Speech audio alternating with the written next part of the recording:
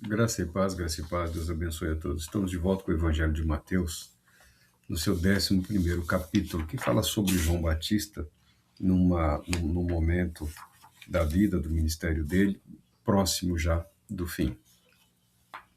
No verso 2 diz o seguinte: Assim que no cárcere, João ouviu falar sobre o que Cristo estava realizando, enviou 2 dos seus discípulos para lhe perguntarem: És tu aquele que haveria de vir, ou devemos aguardar outro? João Batista é o arauto, né, o proclamador, o anunciador de Jesus, o Cristo, o mais bem-sucedido de todos os profetas bíblicos e escriturísticos, porque ele, na sua vida, no seu ministério, ele teve a oportunidade de proclamar o Cordeiro, de anunciar o Cordeiro de Deus que tira o pecado do mundo. Ele não só anunciou, mas ele apresentou: eis o homem, eis o Cordeiro, eis a salvação de Deus. Este é a esperança de Israel, o mais bem-sucedido de todos os profetas. Homem que era, num momento difícil, no momento em que ele estava aprisionado e já consciente de que o seu fim seria a morte. Por que estava preso? Todos nós conhecemos a história de João Batista. Ele advertiu solenemente um dos filhos do Herodes, um dos Herodes, porque esse tal Herodes ele não havia se casado, porque o irmão dele ainda estava vivo. Ele estava vivendo um relacionamento pecaminoso. Ele estava vivendo um relacionamento adúltero. Ele estava unido à mulher do irmão dele. O irmão dele estava vivo, tá? Era adultério, debaixo de condenação. E João Batista não aguentou, foi lá e falou a verdade para esse descendentes de Herodes o Grande, também chamado Herodes aqui. Acontece que o sujeito não se arrependeu, muito pelo contrário, continuou com a mulher e mandou encarcerar João. E João, na prisão, ficou sabendo da maneira como o ministério de Jesus estava crescendo. As notícias que a ele chegavam através dos seus discípulos eram de que o ministério de Jesus estava crescendo. Jesus estava realizando milagres, curando os doentes, expulsando demônios e proclamando as boas novas da salvação para todo o povo, para todo o povo judeu, para toda a nação, por assim dizer, de Israel. E João Batista, próximo do fim, ele reuniu 2 dos seus discípulos e ordenou para que eles fossem até Jesus perguntar: é você de fato o Messias, o Cristo de Deus? É você de fato o ungido de Deus? Ou nós devemos aguardar por outro? Por que João Batista lança esse questionamento para Jesus? João era profeta. João era amigo de Jesus. João era primo de Jesus. João Batista tem todo o seu ministério profético com vistas ao reino. A visão dele, do ministério de Cristo, diz respeito ao reino de Deus, ao reino messiânico. Reino messiânico este que ele entende que seria inaugurado por Jesus, tá? Jesus assumiria, reivindicaria de alguma maneira o trono de Israel, da nação de Israel, assumiria o governo, assumiria o poder e governaria conforme as profecias afirmavam. O que João Batista entende por reino messiânico, nós entendemos como o período chamado milênio, o reino do Messias, o reino de Cristo Jesus sobre a humanidade que aqui estiver. Nós temos essa certeza, essa convicção, essa esperança em relação ao futuro. João Batista aguardava para os dias dele um intervalo entre a apresentação do Messias e a implantação do reino. Na mente dele não haveria essa necessidade. Quando Jesus recebe essa visita, a Bíblia declara, Jesus respondendo disse, ide contai a João o que estáis ouvindo e vendo. Os cegos enxergam, os mancos caminham, os leprosos são purificados, os surdos ouvem, os mortos são ressuscitados e as boas novas estão sendo pregadas aos pobres. E abençoado é aquele que não se escandaliza por minha causa. A resposta de Jesus, ela não consiste meramente em palavra. A resposta de Jesus, ela é transportada para João através dos feitos de Jesus, através dos milagres de Jesus. E Jesus faz lembrar ao profeta, faz lembrar ao homem de Deus, a mensagem sobre a qual Jesus estava se referindo. Essa citação de Jesus aqui, ela é, na verdade, uma referência ao livro do profeta Isaías, no seu capítulo 35 aqui de Isaías, que nós lemos um pouco antes. Ou seja, Jesus está dizendo para João Batista, que o evangelho do reino, ou o reino de Deus, já está em ação entre os homens. O reino de Deus já está se manifestando ou se revelando entre os homens, porque os feitos do reino estavam presentes, as realizações do reino de Deus estavam presentes no ministério de Cristo Jesus. Disse Isaías, então se abrirão os olhos dos cegos e os ouvidos dos surdos se desobstruirão. Então o coxo saltará como o cervo e a língua do mudo cantará louvores de gratidão e felicidade, porquanto a água jorrará no deserto e muitos riachos na estepe. A terra seca se transformará em brejo e a terra árida em mananciais de água. É esse texto que Jesus está se referindo quando responde aos mensageiros de João. Nós podemos imaginar que João Batista estivesse preocupado com a salvação dos seus e que tenha enviado dois dos seus discípulos para presenciarem o ministério de Cristo Jesus e fortalecerem a sua fé.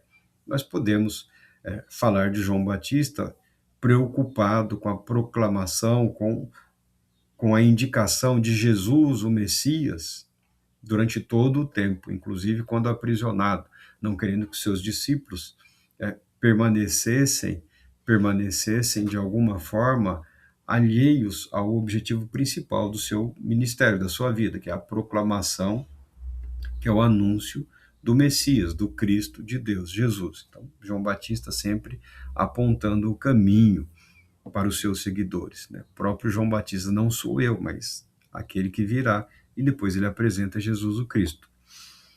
É possível essa interpretação, esse rodeio? É possível dar essa volta para enaltecer o ministério de João Batista. Mas nesse texto aqui, Jesus Cristo já dá testemunho de João Batista. Eu prefiro entender que João Batista, homem que era, angustiado que estava, prestes a experimentar a morte, não tendo nenhum indício, não vendo diante de si nenhum movimento no tocante a libertá-lo da prisão, não vendo nenhuma movimentação com vistas à retirada de um governante acafagestado do poder para implantação do reino de Deus, da vontade de Deus em Israel e na terra, ele tenha ficado por algum tempo, por algum momento, um tanto quanto confuso com relação a Jesus ser o Cristo e qual seria o seu ministério.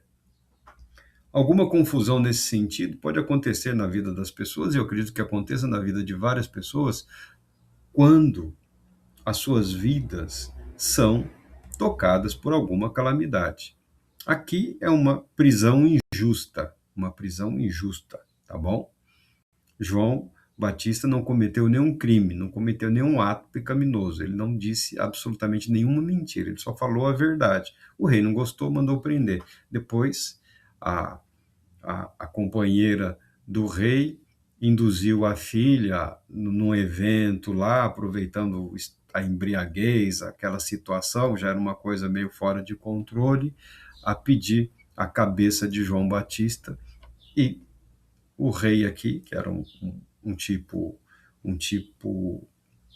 muito abaixo, muito pequeno, né, um homem rasteiro, muito embora tendo responsabilidades em relação ao povo, tendo responsabilidades em relação à lei, era um tipo completamente acafajestado, tá bom? Era um patifão, tá? Era um rei vassalo, era alguém que foi agraciado com uma posição pelos romanos e sabia usufruir dessa posição em benefício próprio. Pelo povo mesmo, não tinha preocupação nenhuma. Pela verdade, ele até ficava de vez em quando ali, ó, mas a sua mente, o seu espírito, a sua alma jamais se dobrava em relação à palavra de Deus. Eu até gostava de ouvir também o profeta lá, mas não se entregava à palavra da verdade. Preferia viver como decidiu viver. Eu creio que João Batista teve algumas dúvidas. Se esse é o Cristo, por que não inicia logo o reino? Talvez nem fosse um pensamento tão egoísta, porque não me tira da prisão, porque não me liberta daqui, mas pensando como sempre pensou em termos de reino de Deus, de instauração de uma teocracia divina na nação, no povo de Israel, que permitiria que o derramar do Espírito Santo, conforme prometido pelos profetas, ocorresse de uma forma plena, sem precedentes, né, sem nenhum precedente na história daquela nação, daquele povo, de tal maneira que eles pudessem cumprir tudo aquilo que a palavra de Deus exigia deles. Não foi assim. Não foi assim, e nem sempre é assim também, como nós aguardamos, como nós desejamos. Porque a vida do cristão não tem que ocorrer conforme o cristão pensa, sonha, deseja ou imagina. A vida se desenvolve conforme Deus a planejou e permite que ela se execute. E na vida de João Batista havia o encarceramento. Para a vida de João Batista havia uma execução.